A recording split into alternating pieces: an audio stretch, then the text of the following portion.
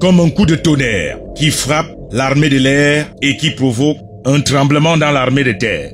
Le tir à canon du ministre délégué à la présidence chargé de la défense vient de mettre fin à la course de marathon de certains élèves gendarmes.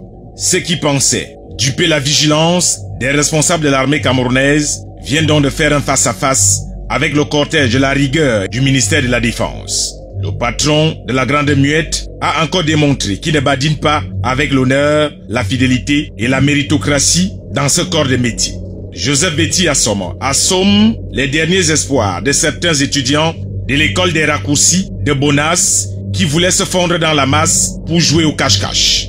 Mais malheureusement pour eux, le ministre délégué à la présidence chargé de la défense a stoppé la casse. L'armée camerounaise ne sera jamais la cour du roi Péto. Jamais elle ne laissera que le faux s'installe.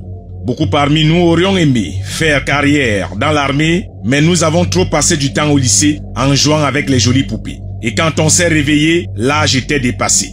Ceux qui n'abandonnent jamais ont voulu forcer le destin avec les diplômes de la galaxie des ramassis, oubliant que les recrutements au ministère de la Défense ont toujours une ultime autopsie qui dégomme les diplômes. Nos frères et sœurs se voyaient déjà pédaler au vélodrome, d'autres sur les chevaux à hippodrome. Disons-nous les vérités vivantes, il y a trop de diplômés au Cameroun. Pourtant, plusieurs d'entre nous étions à l'école des sons et des klaxons, et à l'université des commentaires et des photocopies. Tout le monde est docteur et professeur au Cameroun. Même l'académie commence à être frustrée de voir autant de grands profs. Pourtant, c'est du grand bluff. Mensonge d'État, n'ayons pas peur des mots. Plusieurs fréquentent sur Google, ils valident des UV sur Facebook et étoffent tous les jours leur CV sur WhatsApp.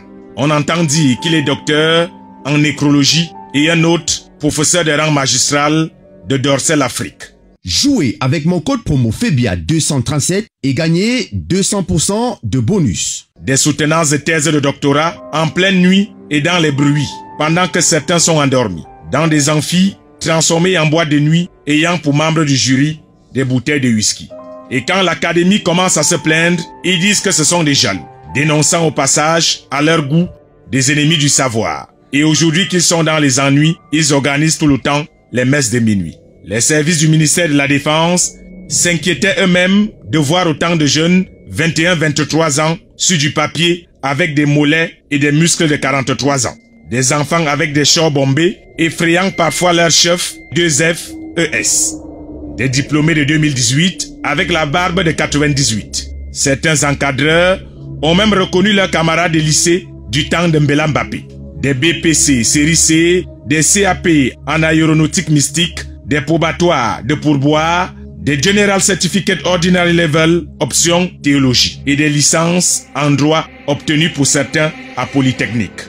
Des nouveaux diplômés qui ont fait péter le logiciel du ministère de la Défense qui s'inclinait devant le génie en matière de faux des Camerounais. Aujourd'hui, tout le monde joue les moralisateurs et le plus ironique, c'est de voir certains fonctionnaires et autres agents de l'État faire des commentaires alors qu'ils savent eux-mêmes qu'ils ne doivent leur place comme agents de l'État que grâce à la mafia des faux diplômes. Si un jour certains rêvent que le Premier ministre, chef du gouvernement, a ordonné la vérification systématique des diplômes dans les ministères et les entreprises publiques et parapubliques, beaucoup ne se réveilleront jamais de leur sommeil. Et si la mesure venait à s'étendre auprès des membres du gouvernement, certains ministres, 10 ministres DP éviteront des interviews visées et apprendront à rester dans leur couloir. Et comme on dit chez nous au Cameroun, on se connaît en détail.